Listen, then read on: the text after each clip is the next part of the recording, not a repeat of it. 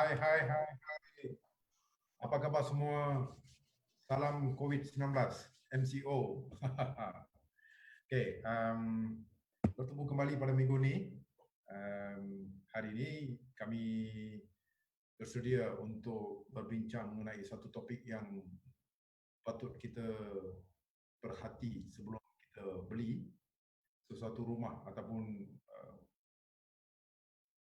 plan untuk beli mana-mana rumah di dalam lelongan awam. Daripada pengalaman saya pernah lihat ada di antara pembida-pembida yang membuat kesilapan seperti yang kita akan bincangkan pada hari ini. Dia melibatkan no planning at all. Tak ada apa-apa rancangan langsung untuk membida. Bukan saja membida, apakah akan berlaku jika kita menang? Adakah kita perlu bersedia dengan duit atau wang yang secukupnya?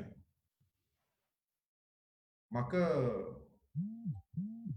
isu ini perlu dibawa ke hadapan untuk paparan orang awam.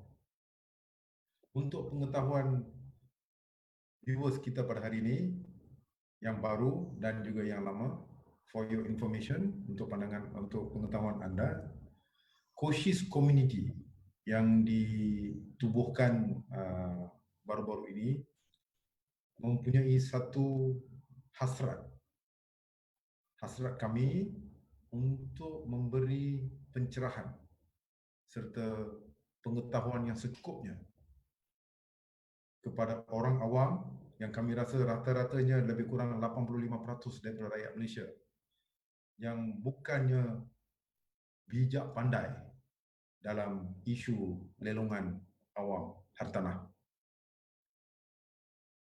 Maka disitulah wujudnya Khoshee's community, di mana kami rasa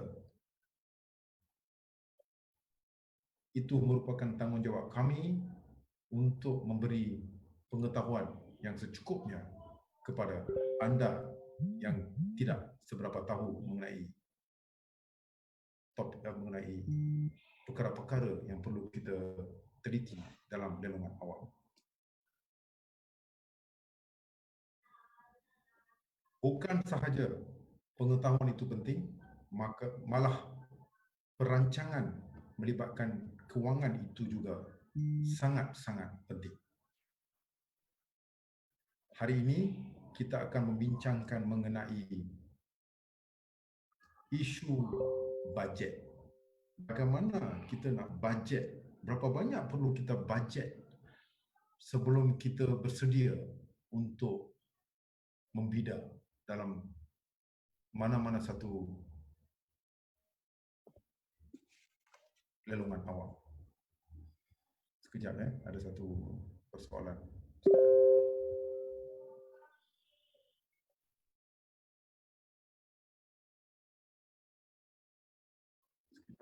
Semua boleh dengar ke? Yang boleh dengar angkat tangan. Boleh tak? Boleh tak angkat tangan sebab saya takut diorang tak dengar lah. Tolong angkat tangan kalau boleh dengar. Tolong kata yeay.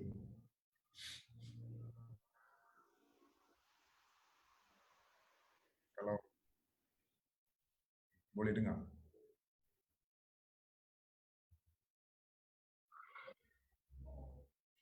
Boleh ya? Okay, good. That means boleh dengar, boleh dengar. Alright. Kita akan berbalik kepada apa yang saya belum habiskan tadi. So, ia berkenaan dengan bajet pada hari ini. So, bajet bukan saja melibatkan wang yang secukupnya untuk mendapatkan bank draft untuk beli, untuk membida, malah apa lagi yang perlu? Adakah berapakah kepentingan yang perlu kita masukkan dalam kita punya perancangan ini? So maka pada hari ini saya akan dibantu oleh Syamila Wani,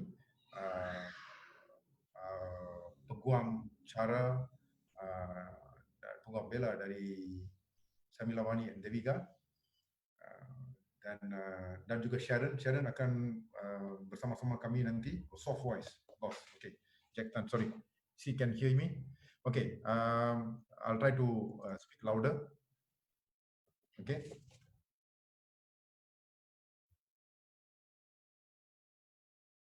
Yeah. I would like to speak more louder. Okay. Akan dibantu oleh Syamila dan juga Sharon. Sharon akan join kita sekejap lagi.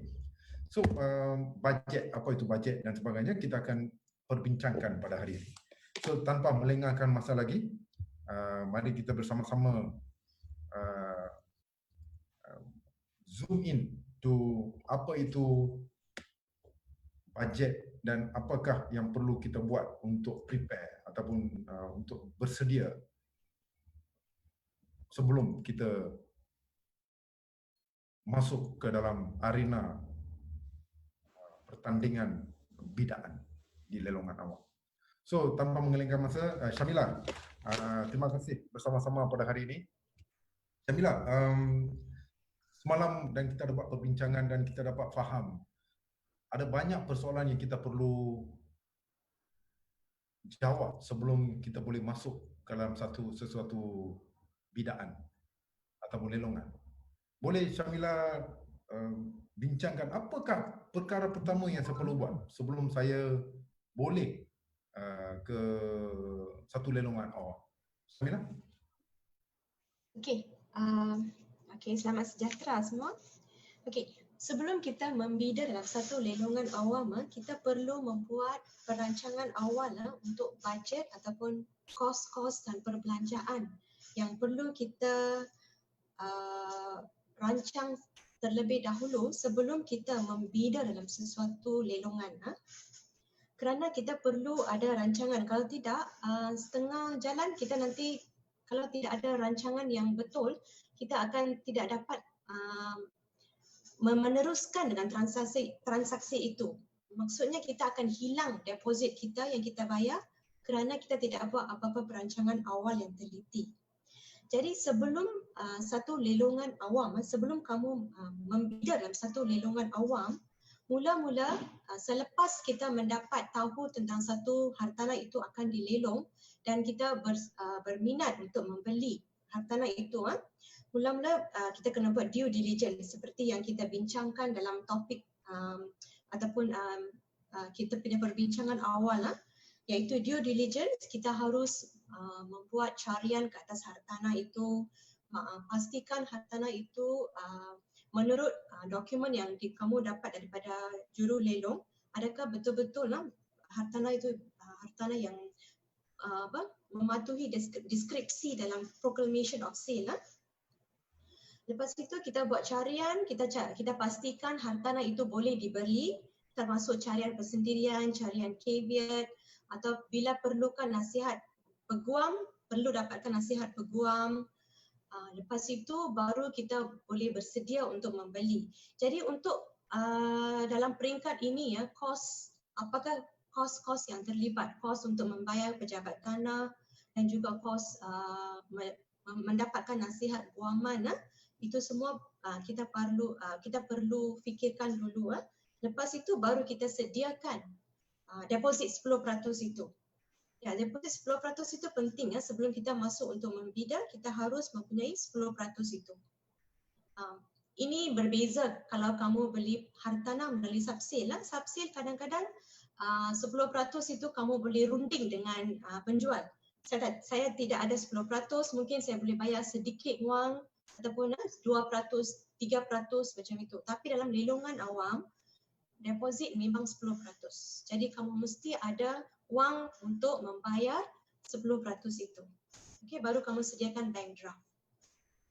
Okey. So, lepas itu kita akan pergi membida. Okey.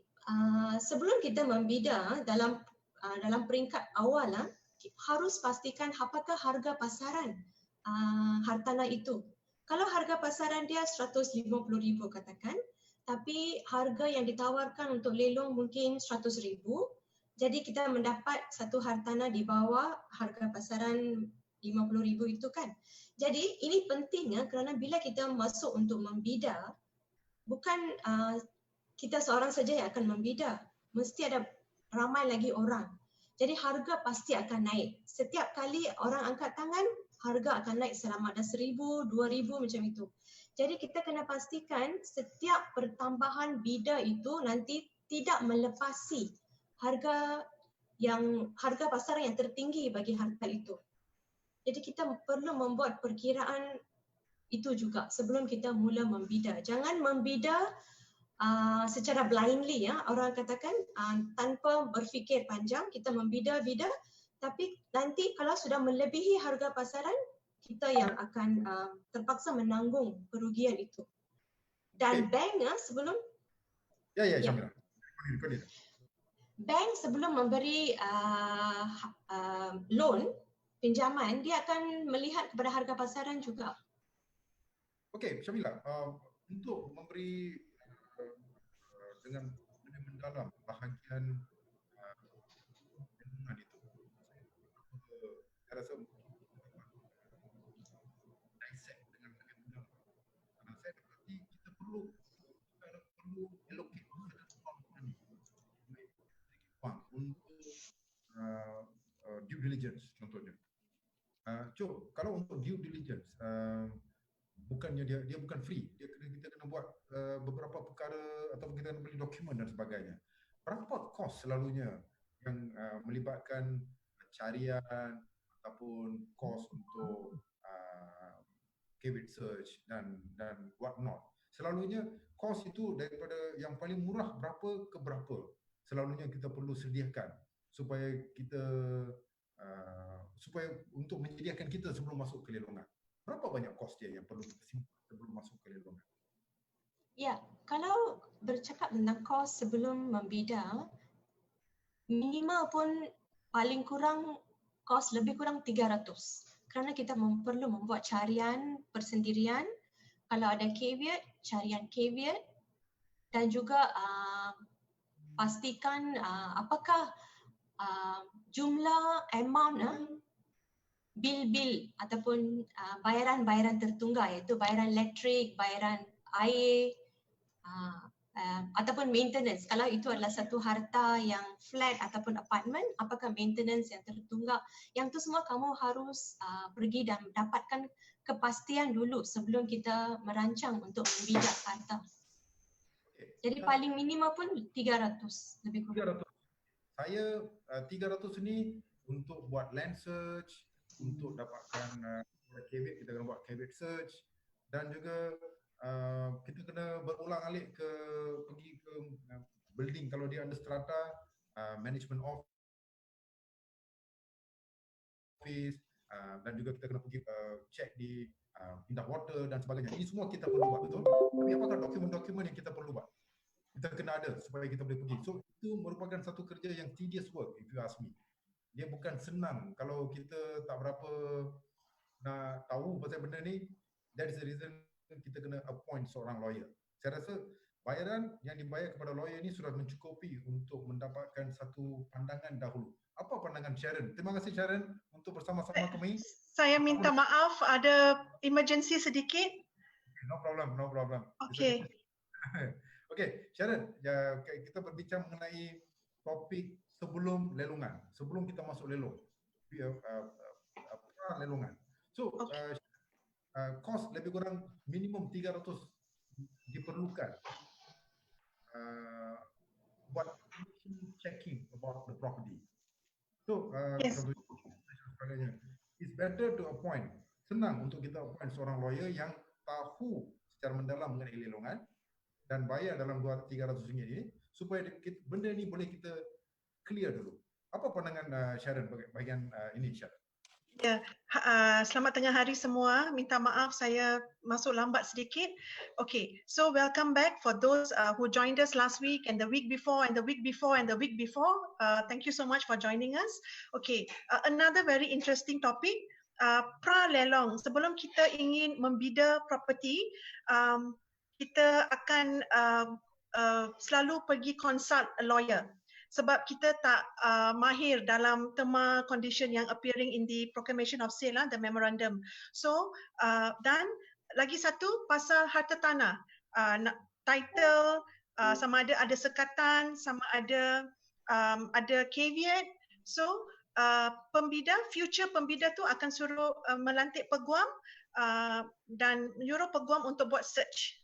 Okay, so normally based on our experience, our client dia akan call, okay, hello Sharon, I nak bid for one property lah, boleh tak you tolong check untuk I, boleh tak I bid? So this is all diorang akan bagi tahu. Diorang tak akan bagi tahu apa yang you nak I check. So lawyer dah tahu dah apa yang dia kena check. Okay, so first thing is lawyer akan go through, so lawyer akan tanya, boleh tak you bagi kopi memorandum.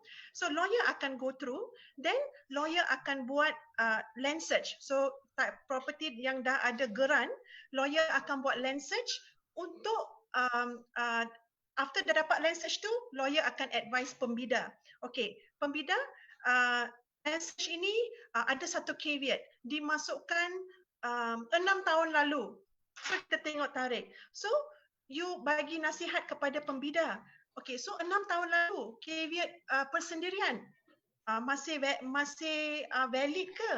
Sebenarnya caveat persendirian hanya valid for 6 years. So kita tengok tarikh. So kita akan advise pembida, okay, this one maybe dia tengok dah tarikh dah luput. Tak ada caveat lain selain daripada tu, so kita suruh pembida, okay, good to go for now. But selain daripada carian ke atas tanah, kalau property ini is high rise, okay, service apartment, condominium yang ada fees maintenance, so kita akan call maintenance office untuk buat pertanyaan. Okay, nak tahu ni saya lawyer untuk purchaser, so kita akan just bagi tahu macam tu, dan kita akan dapatkan just on the phone verbally statement to check whether what's the outstanding amount. So then diorang akan bagi tahu. So the two main important searches which we'll conduct is the land search and then the search with the maintenance office. Okay, so that is so to do all that, so nak tahu berapa outstanding is crucial sebab pembida kena sediakan duit. He kena foresee how much he needs, right? So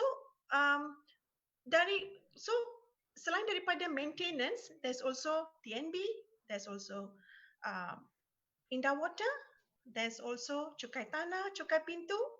So semua ni kalau lawyer yang tahu cara nak dapatkan dengan cepat, dia tahu, dia boleh dapatkan keputusan dengan cepat berapa outstanding. So sebelum pembina pergi pada tarikh yang telah ditetapkan for auction, dia dah tahu in his mind berapa yang dia kena sediakan.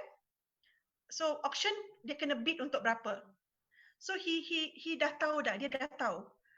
So these are, so to appoint a lawyer, it's important. It's important because if you really nak beli property tu and you do not want anything to go wrong in between, so the lawyer will advise you accordingly. So ada situasi where ada terlalu banyak caveat yang kita rasa the bidder shouldn't go through. Kita bagi tahu outstanding pun banyak, caveat pun berlambak 3-4 caveat, so we suggest no. So we may not need to proceed for a caveat search yet, but looking at the caveat bila dimasukkan oleh siapa, kita dah tahu dah sama ada nak proceed ke tak. So peguam masuk untuk memberi nasihat kepada pembida sama ada untuk proceed atau tidak. Okay.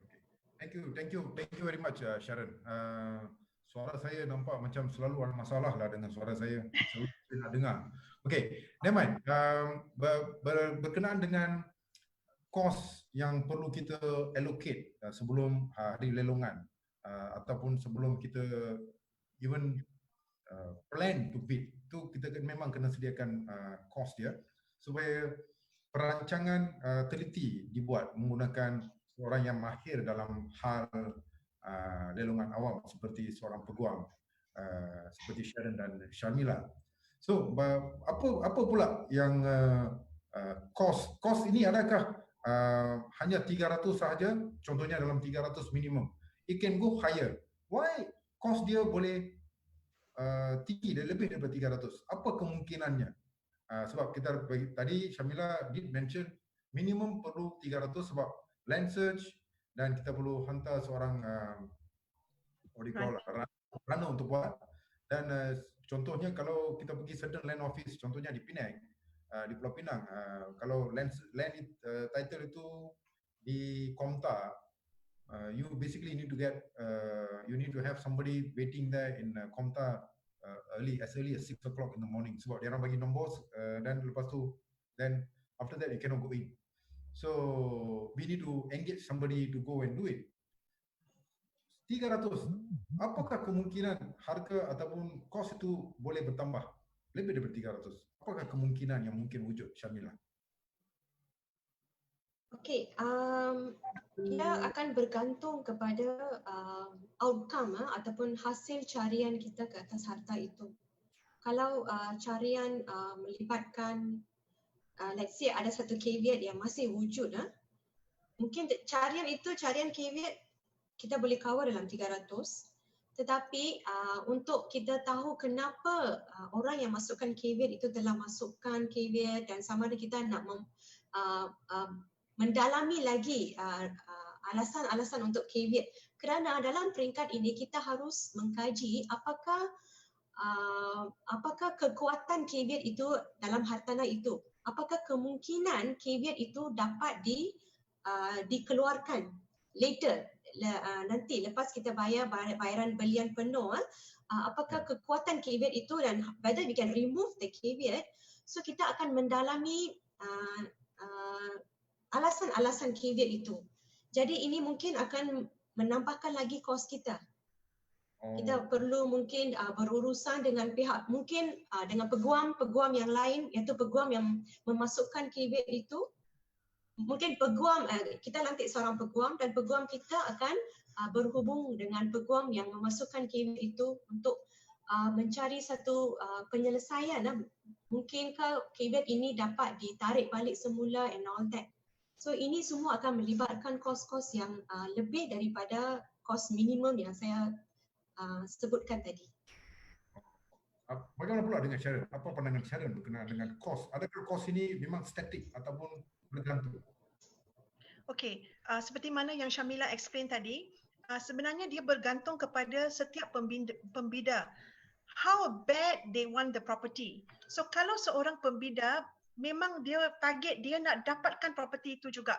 Dia kata mati-mati saya nak bid, saya nak dapatkan. So seperti Shamila explain tadi, there is ada caveat persendirian dimasukkan, then dia bagi tahu, dia suruh kita pergi check, dan kita kena do a caveat search, nak dapatkan caveat secepat macam mana. Ada cara jugalah, okay?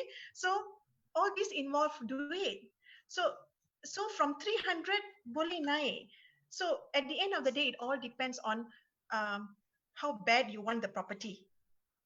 How bad, and also what is the complication, so that you want to solve the problem. Yes, yeah.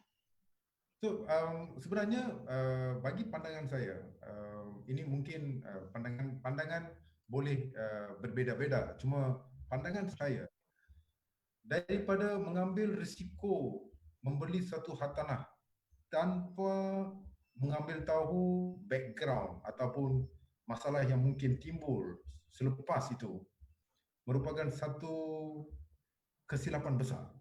Maka kos yang kita keluarkan pada awal-awal lagi is basically kita punya losses, we cut losses sebenarnya. Kita berminat, tapi saya tak nak buat mistake. I don't want to bid, then I have problem.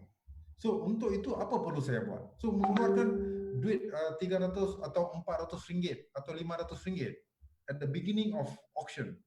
Dan saya dapat tahu dengan secara teliti bahawa ini bukan satu property yang saya patut masuk sebab ada banyak masalah. Sebab itu, I came across, I just want to tell you to all of our viewers, what happened like 12 years ago semasa Beijing Olympics. So Beijing Olympics 2008, immediately after Beijing Olympics, market dropped like nobody's business. After lebih kurang August, September, then price dropped. So during that 2008 to 2009, property dip was tremendous because no bidders in auction, high court auction. So this particular property, I was doing the auction for the fourth time.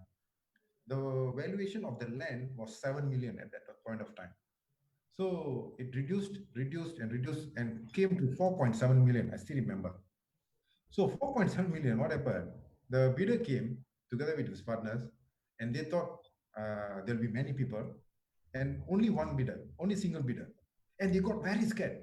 They got really scared until they wanted to go inside the auction room before the auction starts, and they want to plea to the registrar that they want to withdraw because they got so scared.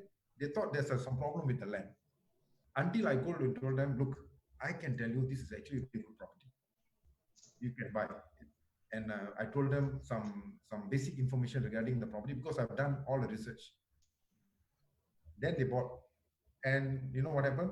Today, the property is being marketed in openly by the agents at they bought it at 4.7 million. They are marketing it at 18 million, 18 million. So although 10 years apart, but I think they're making a good value out of it. So all depending on, luckily it was me. It's not just because I'm selling it, because I know about the property. If let's say you going in there and you are the single bidder, you will have a lot of doubts. I'm telling you, a lot of people have seen, they're very skeptical in raising their hand. They got scared because they thought they will be fighting with somebody. Suddenly, why there's no bidder? Is there a problem or not? Is there any other problem beyond this? I thought land search is alone is enough. So I believe that will be one important point that we need to highlight when it comes to making sure that we have full confidence when we go for bidding. What do you think about that, Sharon? I think you are right. You got, at the end of the day, again, I repeat, is how bad you want the property. And if you really want it, you go all out for it. So just for example, just we're still talking on the topic of lelong, right? So Right. apart from cost per guam, apart from our bank draft 10%, there are clients of mine, they will go all out to get a valuer to value the property. So Again, prior to bidding, because these are investors who they really want the property and they somehow know they will get the property because they have reached, they are confident, they are very confident they want it. So they appoint a valuer just to get a valuation of this property. Okay, so in this instance, the valuation report, to get a valuer, you need to pay a valuer fee, right? And Shamila, it's not expensive, it's not cheap. It's not cheap. Yes. But they go all out. They go all out. They get the valuer. So to a certain extent, this valuer will actually let them know that okay, it's a good buy. Buy it. In few years to come, they are looking at a hike up of property on how many percent. So this valuer is there to advise them on how much can your property price go up. So to that extent, there is investors who actually pay for a valuer fee prior to bidding. So something interesting, because this is what not available in openly, whereby people feel that it should be a valuation only to be done by the bank or none other than this. But as a bidder, when you know you want to go in and you want to go all out, you need some sort of confidence. That's right. So when you talk about budget, and actually budget, it is not necessarily the cost involved in doing the due diligence. I also believe we also need to plan what is the amount of loan or finance that I can get. Number one. Yes. There are 2 points I feel that we need to to be highlighted in this our discussion today. Number one, am I eligible to get that much of loan? X amount. I don't know what's the amount. Let's say I can get, let's say property worth 200,000. Can I get 90% loan of 200,000 or not, which is 180,000? That's point number one. Point number two, even if I can get loan up to 400,000, that does not mean I can bid for the property at 400,000, up to 400,000. So there are two parameters that we need to look at. Number one, your capacity to get the loan. Number two, the value of the property. So it should be balanced equally. Yeah. You got the confidence of buying because you can get a loan, and you have confidence because the value as such. So what is your opinion on that, Shamila? Okay, correct. What you're saying, you have to find out the eligibility, how much loan you can get, because let's say you're bidding for a property of 300,000, and let's say for your eligibility, you can only get about 80% or 70% of loan out of the purchase price. So you need to come up with extra 20%, apart from the 10% deposit. Let's say you get 70% loan, so balance 30%, 10% will be gone for deposit, and another 20% you have to fork out from your own money, your own saving. Kamu Right. harus keluarkan duit simpanan kamu sendiri. Right. Jadi itu satu. Lagi satu, yang jumlah maintenance, bil-bil utility yang tertunggak itu, tolong pastikan berapa jumlah. Kerana kalau terlalu tinggi, kadang-kadang it will go up to few thousands, which bank will pay certain amount of it. Bank will cover, but you have to pay first. In most cases, you have to pay first, and upon receiving the harga belian, baki harga belian, baru bank akan bayar you balik. That means the bank will reimburse the bidder. So kita perlu ada allocation for that also, because there are few cases where I've done, my clients got stuck there, because they couldn't come up with a high amount of cash to cover the outstanding utility fees and the differential amount. Kerana mereka tidak membuat perancangan awal untuk sebelum membida kepada hartanah itu. Okay, so that means bila kita cakap pasal berkenaan dengan dua parameter, iaitu sama ada saya boleh dapat pinjaman ataupun property itu mempunyai nilaian. Dua parameter ini perlu dilihat dalam satu konteks yang sama, iaitu apakah dia punya point of crossing ataupun reaching together at one point. Apakah harga yang patut saya bida? So kos-kos yang terlibat ni, kita ada satu soalan daripada Erina. Erina kita akan jawab dalam bahagian-bahagian terakhir nanti. Kami akan berbincang mengenai dengan because Erina want to know two things. She want to know berapa bajet kos government untuk kes golongan below 300,000, dan juga soalan lagi satu ialah sekurang-kurangnya jadi saya sekurang-kurangnya memerlukan 15 hingga 18% daripada harga rizal sebelum join mana-mana auction, question mark lah. So these two questions I think we can answer at the end of our session.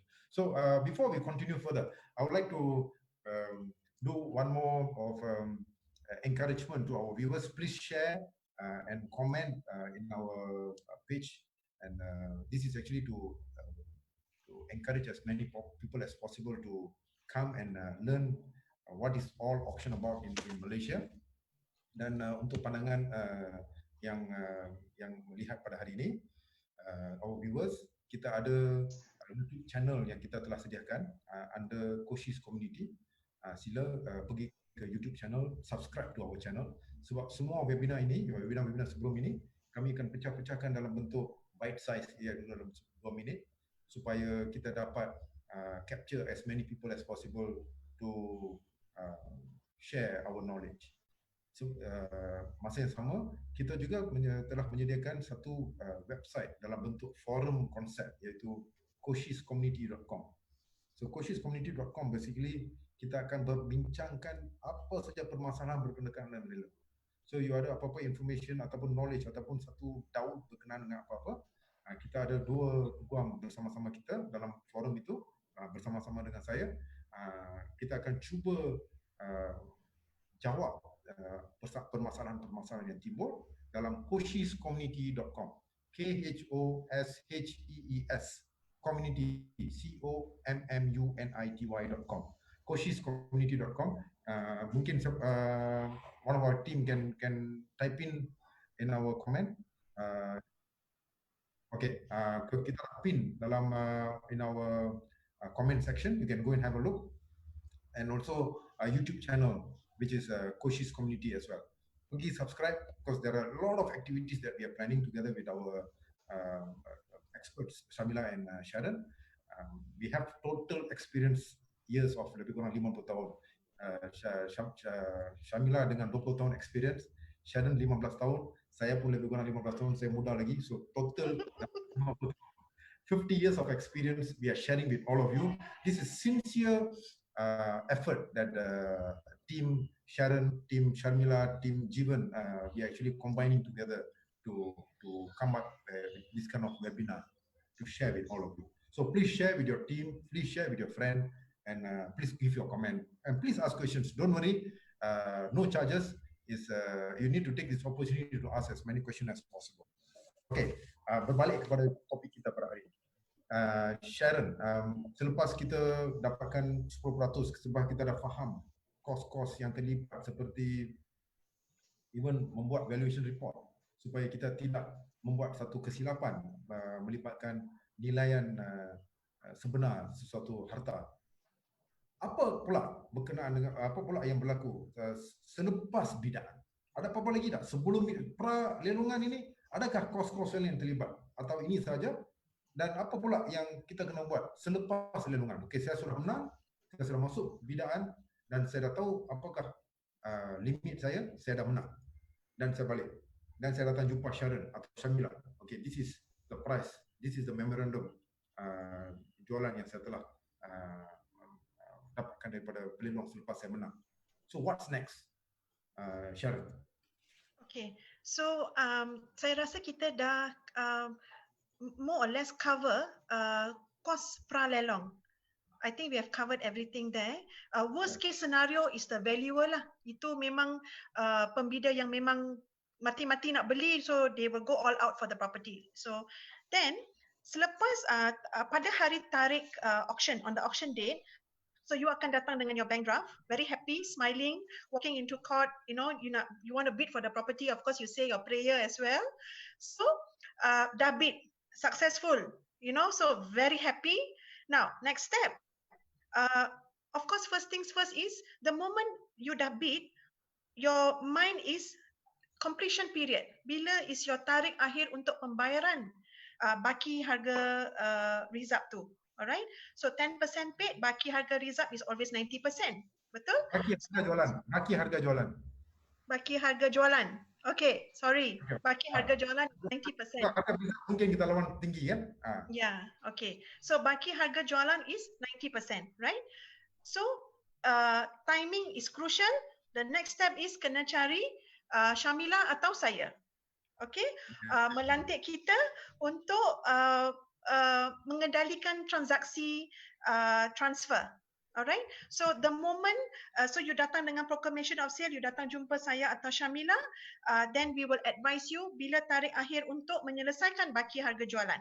Right, then first question kita akan tanya, pembida nak ambil loan ke nak beli cash?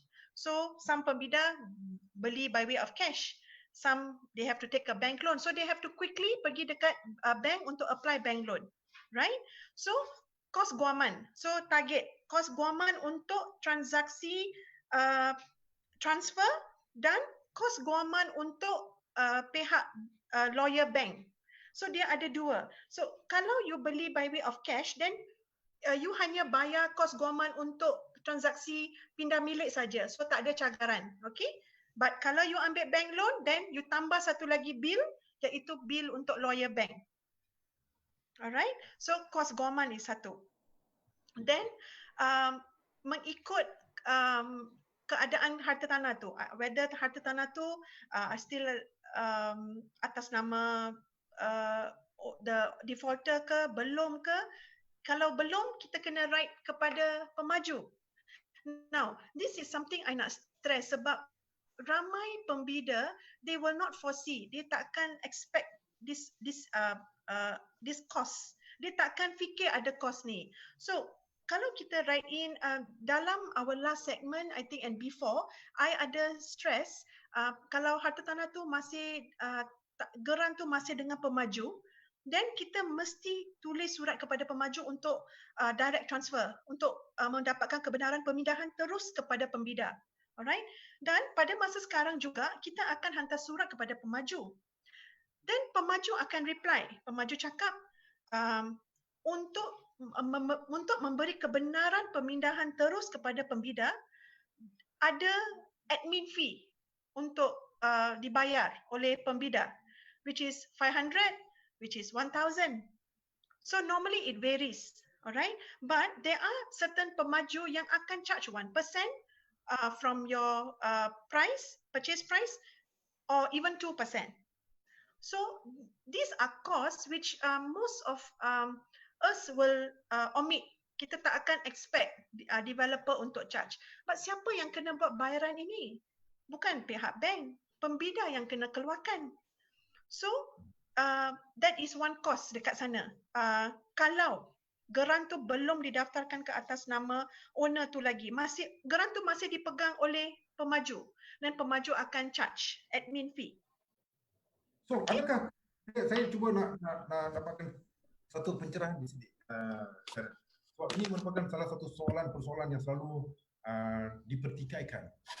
Sebab saya rasa kita pernah bercakap berkenaan dengan consent ataupun kebenaran untuk charge, kebenaran untuk transfer.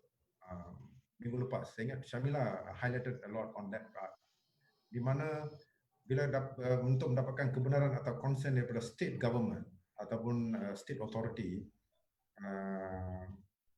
cost consent fee itu tidak dibayar ataupun consent itu tidak perlu untuk kes-kes lelongan. Consent developer itu merupakan satu consent yang memang perlu dibuat, betul? So betul. Cost itu kita tidak boleh confuse dengan consent. Dua-duanya consent kebenaran. Satu consent di dalam NLC, National Land Code, memang dengan jelas telah diberitahu consent untuk daripada pihak berkuasa negeri sahaja tidak diperlukan. Consent lain masih lagi perlu. Developer bukan government. Can we share on that, Syamila? Ya, consent yang kita jelaskan dalam minggu lepas itu melibatkan consent daripada pihak berkuasa negeri, the state authority. Okay, so consent itu untuk lelongan awam di mahkamah tinggi, consent itu tidak diperlukan. Tetapi sekiranya kamu perlukan, harta itu memerlukan consent direct transfer daripada developer. Yes, that one kita harus mendapatkan consent kerana developer yang akan developer yang akan pegang dokumen-dokumen penting. Jadi kalau ianya melibatkan consent daripada developer, memang perlu dapatkan consent. Consent yang kita cakap minggu lepas itu adalah consent daripada pihak berkuasa negeri. Itu saja yang tidak diperlukan. Oh, okey. So consent ataupun kebenaran daripada pihak berkuasa negeri, apa-apa yang melibatkan consent kerajaan tidak diperlukan. Tapi developer consent is another consent kebenaran. So itu lain pula. Dan itu melibatkan berapa banyak kos selalunya, Sharon? Seperti mana yang saya terangkan tadi, dia berbeza daripada RM500 ke RM1,000 kepada 1% kepada 2%. So it depends on what kind of property you're buying, and juga policy pemaju. Ada setengah pemaju dia kata it's our company policy that kita akan charge 1%. Then pihak lawyer akan write in to appeal untuk minta pengurangan.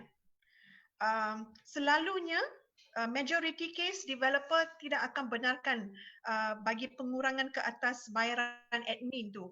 Dia kata bayar baru kita bagi direct transfer. This is Sharon, Syamila, nampak gayanya ada banyak masalah lah, saya takut. saya takut. Adakah ini satu feeling, normal feeling untuk saya nak pergi beli lelongan hartanah ni dalam lelongan?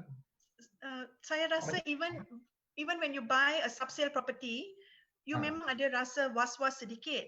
Sebab itu you kena biarkan peguam you mengendalikan transaksi ini sebab they know best and they know how to come out of it, how to settle it. Sebab as far as auction lawyers are concerned, we convincing lawyers, selalunya timing is very important for us, alright? From the time you sign SNP or you sign your proclamation of sale, your memorandum, tarik itu lepas tu, that days, number of days is very important, right? So, peguam tahu mengendalikan. So, it's normal for pembida or purchaser to feel, to have a fear, but you all should have confidence in your lawyers, because you let them handle it.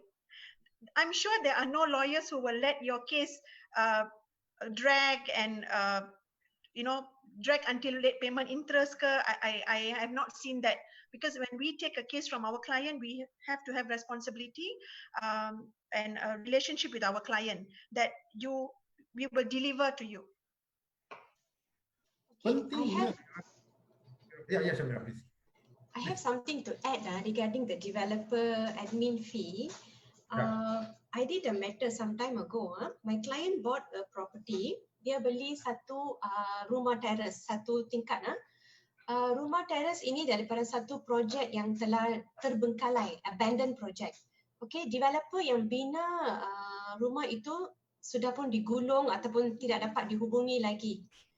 Dan ada satu syarikat baru yang telah mengambil alih projek itu dan telah menyempurnakan pembinaan rumah-rumah di situ, dan harta itu telah dilelong dan seorang pembida telah membeli.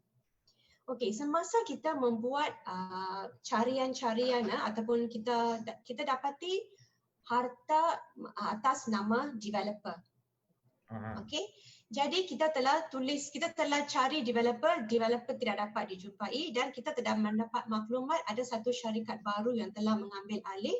Kita telah menulis kepada syarikat baru itu dan baru kita dapat tahu ada masalah di sana kerana syarikat baru itu mengatakan, okey, kita memang setuju untuk direct transfer, tetapi ada bayaran yang belum dijelaskan kepada kita, iaitu bayaran yang kita telah belanjakan untuk membina ataupun meneruskan pembinaan for them to revive the project. So for that particular property, the cost was around more than 10,000. It was around 12,000. So it was a bit of shock for the buyer, because dia memang dapat loan 90%. 10% sudah bayar. Lagipun line-line perbelanjaan dia ada sedikit simpanan. Dan sekarang yang 12,000 itu macam mana? Satu kos yang baru. It was very shocking for the buyer. But I told. Syamila. So somehow the buyer managed to negotiate with the new developer, with the new developer company, and got a bit of reduction, and then somehow could be settled. Jadi untuk amount seperti ini, 12,000, 15,000 yang merupakan bukan untuk semua orang tu, ini merupakan duit yang kecil. Ramai di antara kita ini duit yang besar. Bolehkah saya dapatkan pinjaman daripada bank? Pinjaman daripada bank untuk menyelesaikan outstanding ini memang susahlah. Just for this purpose, nak pergi kepada pihak bank untuk minta, in most circumstances they will not allow lah. Unless you take a personal loan. But how long will you get approval? Timing to settle.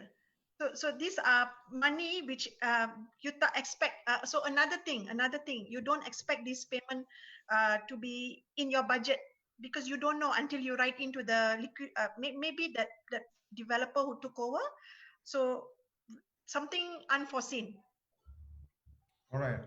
So memang kos-kos ini kemungkinan wujud. So Untuk kita punya viewer ni, cuma nak bagi satu pandangan. Kita bukan nak menakut-nakutkan. Ini hanya satu dissect. Saya harap jangan look at it from a different perspective, iaitu untuk menakut-nakutkan. Bukan. Ini merupakan perkara-perkara yang patut kita lihat. Sebab itu, saya rasa kebanyakan pembida-pembida ataupun 15% daripada 10 hingga 15% daripada rakyat Malaysia yang terlibat dalam lelongan awam ini, diorang arif perkara ini. They can identify, they can smell good deal, they can smell bad deal, they'll move away. Masalah dengan kita ialah yang 85% ini, yang mungkin 5% atau 10% itu yang ingin menjadi seorang investor lelongan awam, lelongan rumah hartanah lelongan. Maka di situlah kita nampak banyak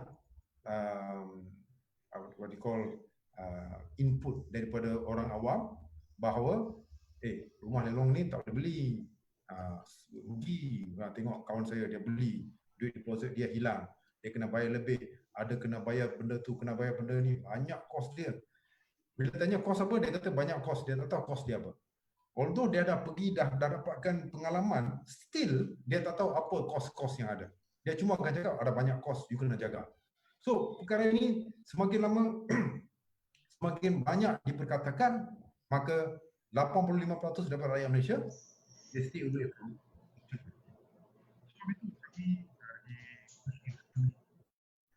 Ingin menjadi sebagai satu pusat kesahihan lelong dan bidaan di Malaysia. Maksudnya kita sediakan khosheecommunity.com, iaitu merupakan satu forum yang boleh kita berbincangkan masalah-masalah ataupun isu-isu melibatkan lelongan awam. Kita akan cuba jawab dalam situ, dan maka dengan ini bolehlah kita label ahli-ahli Khoshee community ini sebagai memang fasih dalam hal lelongan awam. Itu intipati Khoshee community. So berbalik kepada question tadi, Jamila, berkenaan dengan kos yang terpaksa bayar secara lebihan, dan Sharon pun jawab memang untuk bahagian itu kita tak boleh nak dapatkan pinjaman. So what will happen? What will happen next? So that means itu maksud saya tak ada apa-apa peluang lagi ke untuk selesaikan masalah tu? So bagaimana pula dengan timing? Adakah time itu boleh saya extend? So apakah yang sebenarnya mistake saya? Saya dah pergi, saya dah beli. Saya dapat tahu kemudian, itu adalah satu kesilapan. Kalau saya dapat tahu awal, apa patut saya buat? Sharon. Okay, so again, kita selalu go back to the basic due diligence. So kalau kita sudah buat due diligence ke atas harta tanah yang kita nak membida, then all you dah kurangkan risiko you.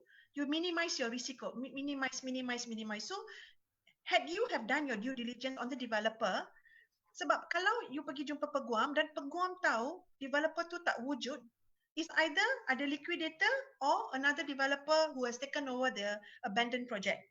So dua jenis saja. So kalau liquidator mesti ada kos lebihan. Kalau another developer who has taken over, then it becomes like what Shamila has explained, outstanding, not outstanding, but cost untuk revive the project, untuk menghidupkan semula projek itu. So ada kos yang pembida kena. So kalau you dah buat due diligence pada stage awal, so pada tahap pra-lelong, bila you pergi jumpa lawyer, pada masa itu you juga, lawyer tu dah boleh advise you sama ada pemaju tu wujud ke tak. So that's how you minimize. So again, my advice is, had you have done due diligence pada tahap pra-lelong tu, you dah avoid scenario yang apa Shamila cakap. Sebab more or less, you know, kalau liquidator or new development masuk, mesti ada kos lebihan. So that's the thing lah. So cuma saya nak tanya soalan ini yang saya selalu dapat daripada pembida. Kos-kos dalam lelongan awam hartanah, kos-kos berkenaan dengan TNB, katalah the previous owner ada tunggakan TNB, water bill, indah water, siapa bayar? Okey, Untuk harta-harta yang melibatkan bayaran utility yang tertunggak itu kan, you have to read syarat-syarat jualan. Siapa yang akan bayar? Adakah bank bayar? Setakat mana bank bayar? Kadang-kadang kebanyakan syarat jualan akan menjelaskan kos-kos yang tertunggak ini akan dibayar oleh pihak bank, iaitu kos-kos yang tertunggak kepada pihak berkuasa negeri. That means cukai tanah dan juga cukai pintu. TNB dan air tidak termasuk dalam pihak berkuasa negeri. So jadi untuk TNB dan air semua itu adalah responsibility orang pembeli yang membeli harta itu. Kira pembida yang menang Pembida. itu. Ya.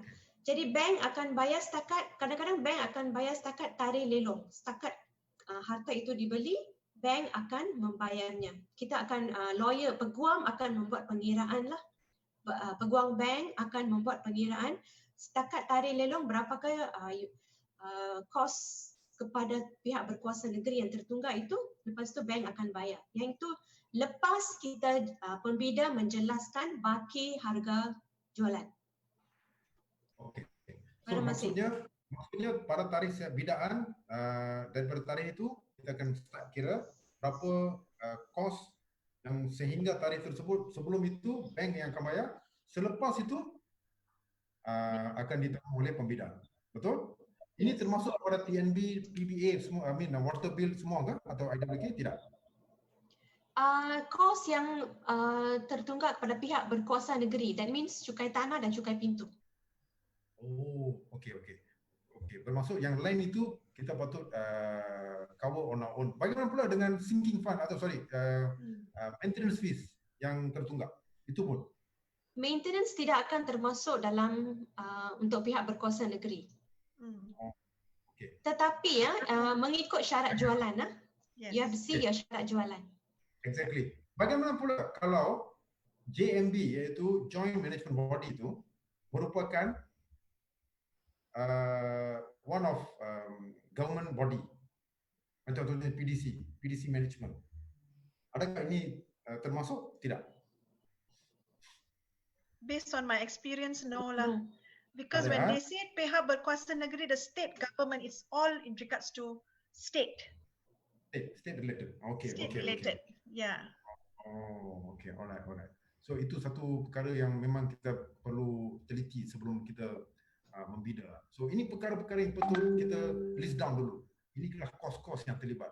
Jangan dengan membuta tuli, jangan ikut orang sebelah, jangan ikut jiran kita. Dia beli rumah, he was lucky enough to buy at that price. But not everybody as lucky as your neighbor. So don't rely on your luck. Let's put it on your knowledge on auction.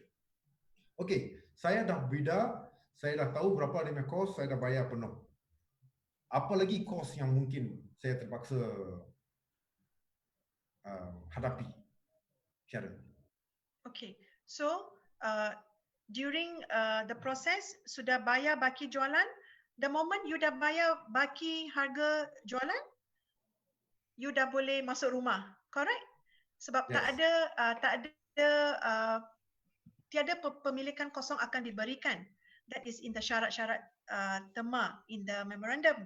So first thing, as I stress again in my previous talk session, the bidder happy sangat sebab dia boleh masuk rumah. Then dia pergi rumah, dia tengok ada orang tinggal. Macam mana ni? Masa saya datang inspect sebelum membida tu macam kosong je. Ni tiba-tiba ada orang tinggal. So what happens? So again, like what Shamila and I shared in our previous session, vacant possession, yes. How do we, macam mana kita nak masuk rumah kalau ada orang tinggal? So what do we do? So like Shamila said, soft approach. Kita pergi buat negotiation dengan orang yang tinggal dekat rumah tu. firstly kita identify siapa. So maybe tenant of the previous owner, maybe I don't know, illegal occupant boleh juga sebab rumah tu dah kosong lama sangat. So people just masuk and tinggal dalam.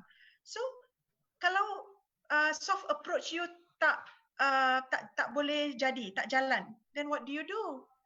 Then you cari peguam again untuk menggunakan cara legal untuk evict the person. So cost peguam, cost for eviction. So that is vacant possession. So you dah bayar duit, tak boleh masuk rumah. Then what do? You nak masuk rumah juga.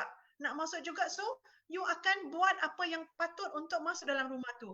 So you appoint a lawyer untuk evict that person who is staying there. Kos guaman termasuk sana. Then bila dah masuk rumah tu, another issue. So I'll let Shamila share on this. What is the other cost apart from the lawyer fees? Yeah. Vacant possession. Yeah, repair. How about repair? Repair. Oh, repair, yes.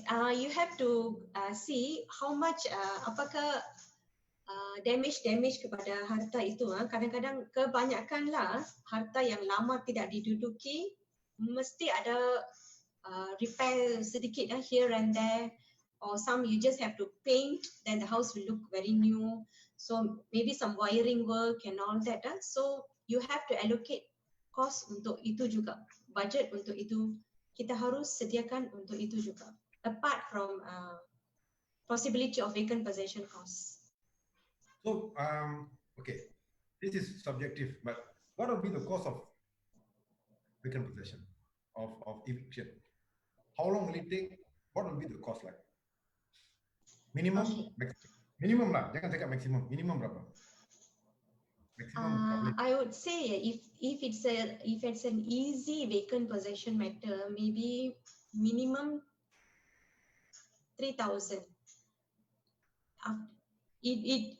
Start from 3,000 lah. Kalau ianya melibatkan masa yang lama, kos yang lebih tinggi. Too sticky and they also take macam yang case yang saya remember in vacant possession topic that we discussed 2 weeks ago, and Sharon shared about one of the case where after the lady bought the house, apparently she lost. Yeah, she lost the case, and the tenant got the opportunity to stay in the house for free for another 1.5 years or 2 years, something like that. Yes. So unless they got something solid for them to fight, yes, but usually they'll go away if they found that they don't have much problem. But the way approach, I like what Sharon said, soft approach, because you don't want to threaten them, you don't want to make them feel unhappy with you, whereby when they leave the house, they want to damage the house. In case, I mean, out of curiosity, if let's say I managed to ask them to go out and they want to leave, but when they leave, they damage my property, is there any chance for me to sue him or to claim for the damages, Sharon? Or Shamila, maybe? Yeah. He has no right to claim against that's my view, against the person who has damaged and left. He has no relationship with that person. But is there another way he can claim, Shamila? Because you buy the property as is various basis by the bank. So if there is an illegal occupier occupied the house and vacated and caused a lot of damages for you, I would say there's no concept. I mean, there's no legal relationship between you and the occupier. So it's more like take it or leave it lah. This is how it is. So it's just like that. As long as they've vacated the premise, you just take it like that. Yeah. So I mean, okay, looking at all these costs that we mentioned just now, and say I want to buy a house, say 300,000. I want to answer to what Erina asked just now. If let's say I want to buy a house 300,000, what will be the cost like, Shamila, that I need to allocate? Other than 10%, what else I need to allocate? Do you have a statement like that to show, Shamila? I can tell a calculation on that. Okay. Alright. Apart from your 10% and you are taking, assuming you're taking 90% loan, okay, and if you are a first-time buyer, you are entitled for waiver of stamp duty for transfer and also for the loan documents. So if you're a first-time buyer, the total for the transfer of the property to your name and also for the loan lawyer's fees, approximately it will become around 8,000 plus, approximately. Okay, but if you are not a first time buyer and you're not entitled for any stamp duty rebate and all that, it comes about with stamp duty itself and total stamp duty for transfer and also bank documents, it will come around 13 to 14,000. So we are talking about 300,000 property, 10% is 30,000 plus another 13,000, almost like 15%. 15% and not including of other costs involved. So, Yeah. Not including of your repair work and your pre due diligence costs and vacant possession in case there is a vacant possession issue, and also settlement of the outgoing charges, the areas of, in the event the bank doesn't cover all the outstanding maintenance and all that, you have to cover all that. So that will be a separate calculation. so we are talking about, as what Erina, you're correct, it's about 15 to 18%. It's coming about that price. So let's say kalau nak beli rumah, let's say kalau kita nak beli rumah dalam 300,000, maka kita perlu ada 30,000 plus another 18%. So we are talking about lebih kurang 50,000, almost 60,000. 54,000, 55,000 kena ada. Maksud 10% untuk bank draft, balance 25,000. Ini untuk lebih kurang 50% will go on the 25, lebih kurang 13,000 will go for stamp duty and lawyers fees untuk kedua-dua pihak, iaitu transfer and also loan, see, plus another 12,000 tu untuk apa-apa bayaran ekstra yang patut kemungkinan kita kena bayar. So we are talking about almost 45,000 untuk beli rumah dalam 30,000. So kita perlu bersedia untuk ini. Yang tidak bersedia, you find everything is shocking to you. 30,000 boleh bayar, but 22,000 you end up borrowing here and there, then the whole investment become not viable. Sharon, if let's say 400,000 property, how much will be the cost of a stamp duty and also professional fees? So we always advise purchasers and investors and our bidder, successful bidder. We always take the purchase price. So 400,000. 400,000. You time it with about 15% in total. Oh. So that 15% comes up to 60,000, right? Now, I'm not talking about first-time home purchase. I'm talking about a second-time home purchase. He has already got a first property. He's buying another property. So we have 60,000. In that 60,000, you have got your 40,000 deposit already, and the balance you allocate for your legal fees, for your transfer and your charge. Okay. Right? So that's 15%. But we always tell them, can you just allocate another 5% for all these unforeseen circumstances? So, which is about 20,000 there, right? So Correct. we always tell them, you have your 60,000 on standby already, okay? But of course, the 60,000 is, I'm giving a maximum amount, all right? But assuming if you're a first-time home buyer, then you are entitled for the waiver, but not a full waiver, because mine is 400,000. So first 300,000 you waive fully, then you pay for the 100,000 only. So you always allocate another 5% extra for all these unforeseen circumstances. So if you did not use this money, well and good. But if you have allocated, then all these 5% will go in accordance to all what we have discussed just now, all these unforeseen eviction, repair, rectification, cost to refurbish back the property, right? So yeah. Okay. So that means we are talking about bermaksud untuk beli rumah dalam 300,000, you need to have another 15,000 with you. Kalau kita nak beli rumah 400,000, kita 20,000 dalam tangan kita. So this is actually to cover most of the cost. So the balance mungkin dalam beberapa ratus tu, I think mungkin kita boleh collect that particular money dari mana-mana daripada simpanan kita. But getting or collecting a large sum bukan senang. So kalau kita begini dia punya perbincangan kita pada hari ini, Syamila. So that means Sharon, kita ada bahagian di mana kita perlu keluarkan kos sebelum hari lelongan, iaitu sebelum kita masuk untuk lelongan, di mana untuk kos guaman, untuk membuat carian dan buat due diligence yang sebaik mungkin, bank draft juga 10%, dan juga apakah nilaian ataupun pinjaman yang saya boleh terima. Ini juga merupakan satu perkara yang kita patut pastikan sebelum hari lelongan. Jangan hari lelongan kita dah menang baru datang dan cek berapakah pinjaman yang kita boleh dapat. Itu sudah lambat, nasi sudah menjadi bubur. It's very late. So selepas hari lelongan tu pula, selepas kita menang, kita perlu juga bersedia dengan wang secukupnya untuk melantik peguam, untuk membuat transaksi, untuk komplitkan transaksi tersebut. Bukan itu saja, kita ada juga kos-kos yang perlu kita lihat, di mana kos admin pemaju.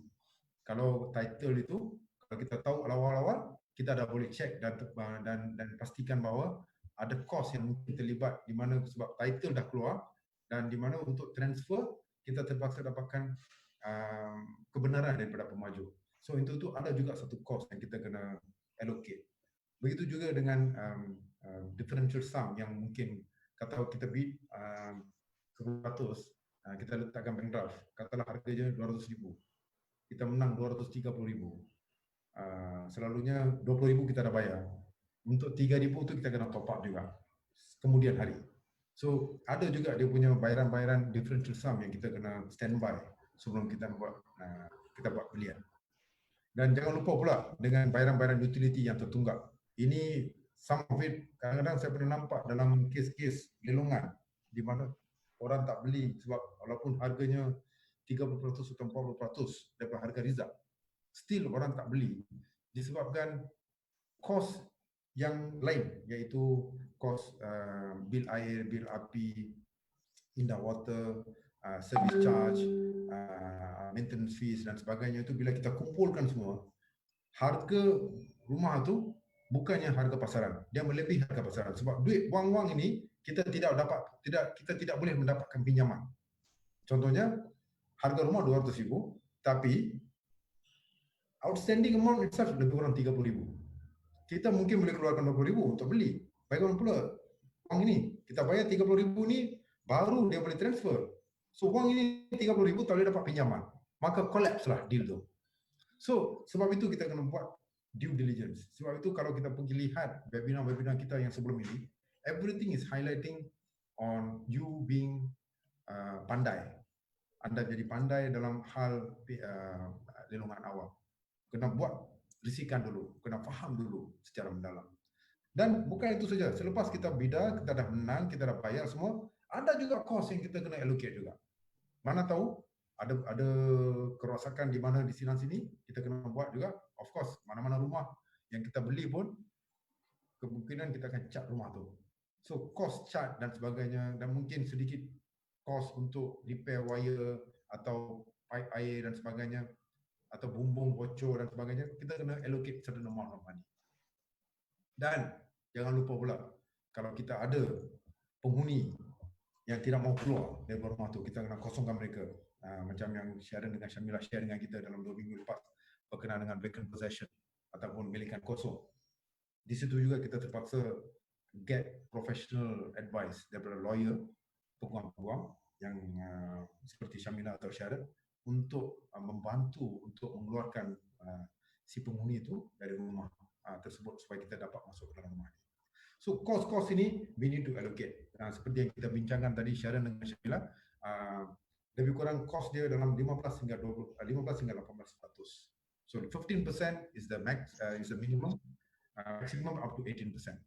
So kalau kita nak beli rumah dalam 200,000, darat 15% dalam 30, kena ada 30,000. 10% 20,000 plus 10,000 lebih untuk kos-kos yang lain. Ada beberapa soalan yang kita boleh jawab sebelum kita tamat pada hari ini. Sharon, Syamila, thank you very much for your wonderful views and idea pada hari ini. Memang berbaloi kita ada time pada hari ini untuk share. Maka maybe parting words, Syamila, mungkin Syamila satu cadangan ataupun satu advice yang Syamila nak bagi berkenaan dengan bajet ini. Apakah yang patut kita buat, Syamila? Volume.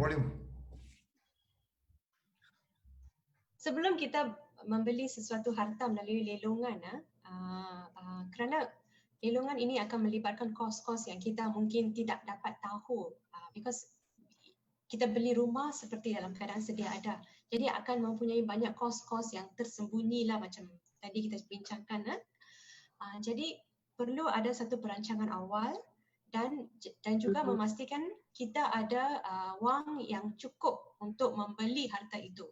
Jangan membeli suatu harta hanya kerana orang lain cakap ataupun jiran cakap, kawan cakap, jom kita pergi beli rumah harta lelongan, kerana memang murah and all that, tapi kita mesti ada satu perancangan awal sebelum kita membeli sesuatu harta. Seperti kalau sebelum kita pergi berperang, kita mesti ada kelengkapan yang sesuai dan lengkap. So you have to be fully prepared for all that. Sharon? Yeah, mine is buying a property is like marriage. If you do not know your partner, you have not seen him or you do not know anything about him, to go into the marriage, it's a bit scary, right? Because you don't know who you're going to marry. He might be a psychopath, or he might be, something is wrong with him, right? So it's the same as buying a property. Your first focus is, what are you going into? Okay, so you're going into the property. So what is your focus? Focus is your cost, your budget. How much do you need? You really want the marriage to work. So what do? You go all out for the marriage, right? So you do all it takes. So it's the same as when you buy a property, right? You have to have your budget, how much you want it, how badly you want the property, then you go into it. So prior to costing, first thing is due diligence. It's only from due diligence you will come up with your cost. So daripada due diligence baru you dapat tahu berapa kos yang diperlukan untuk membuat pembelian, untuk membida, untuk menjadi owner property ini. Right? So again, due diligence is so important. Thank you, Sharon. Thank you very much, Syamila. I would like just to add on to whatever Syamila dan Sharon dah share pada hari ini. Satu lagi perkara yang saya telah highlight awal-awal tadi berkenaan dengan pinjaman yang kita boleh terima. Dua perkara yang kita patut lihat. Sama ada kita boleh terima berapakah maksimum loan yang saya boleh dapat dengan income yang saya ada. Itu satu perkara yang pertama. Keduanya, apakah nilaian, apakah jumlah pinjaman yang boleh diperoleh menggunakan harta ini. So dua perkara ini penting. Satunya, mungkin kita boleh dapat pinjaman 300,000, tapi rumah yang kita bida itu maksimum nilaian dia dalam 200,000. Itu tidak bermaksud kita patut bida sampai 300. Itu bukan maksud dia. Unless you have a purpose. Saya selalu bagi tahu, there will be one topic that we will discuss later in our other dates yang terlibat berkenaan dengan psychology of bidding. I will try to explain to you on the psychology, sebab saya bukan psychologist, tapi saya pernah guna atau saya pernah lihat macam mana orang bidder menggunakan psikologi dia. So psychology of bidders yang betul-betul nak beli ataupun nak dapat a good deal, ada dia punya perbezaan dia. So kalau oleh kerana kita boleh dapat pinjaman sebanyak 300,000, nilai rumah 200,000 itu setinggi mana kita boleh bida dan mengapa kita patut bida sebagi itu. Saya akan describe later. But that does not mean kita kena bid sampai 300. Itu perkara pertama. Keduanya, nilaian itu pula dalam mungkin 300,000. Pinjaman yang kita boleh terima mungkin 320,000. Kita tidak boleh bida above kita punya highest amount of loan yang kita boleh terima. So apa yang akan berlaku ialah selalunya bila kita dah bida, end up tak cukup duit nak top up the differential amount. So apa akan jadi? Tak boleh nak bayar. Because you cannot fulfill the total amount. Because you dah bayar you punya differential amount, baru bank akan release the total the balance money. Oleh kerana you tak boleh nak bayar yang the balance the differential amount, gone case, habis. So sebab itu pinjaman kena check berapa banyak kita boleh dapat, apakah nilaian rumah tu, hartanah tu. Dua perkara ini must be put on your table and you decide how to go about. So budget pada hari ini kita dah cover all the parts that is very important for today. So please share our webinar. We are going to cut it into small bite size to 2 minutes each section atau 3 minit bergantung kepada kita punya explanation dan jawapan. Dan kita akan masukkan dalam YouTube channel kita Khoshee's Community. Pada masa yang sama, khosheescommunity.com is our website di mana kita akan buat perbincangan. Itu merupakan satu forum dan we invite everyone to go there and share your questions. And we have Sharon, Shamila and myself with 50 years of experience we put in there and we try to dissect the issues and answer as much as possible. So thank you very much for being with us until the end. Kepada yang baru, jangan lupa Khoshee's Community, pusat kesahihan maklumat lelong dan bidaan Malaysia. Di Malaysia ini merupakan satu-satunya pusat kesahihan maklumat. Sebab kita ada banyak maklumat yang ada di luar sana, because we are in an information age. So what are the information yang patut kita, mana yang betul, mana yang salah, kita tak tahu. So we are here to help you to rectify or verify the information that you are getting. So please come and join us in khosheescommunity.com and also in our webinar every week, Thursday, 4 p.m. Alright, terima kasih banyak-banyak. Sharon, thank you very much. Shamila, thank you very much. See you again next week, 4 p.m. Bye. Okay, bye.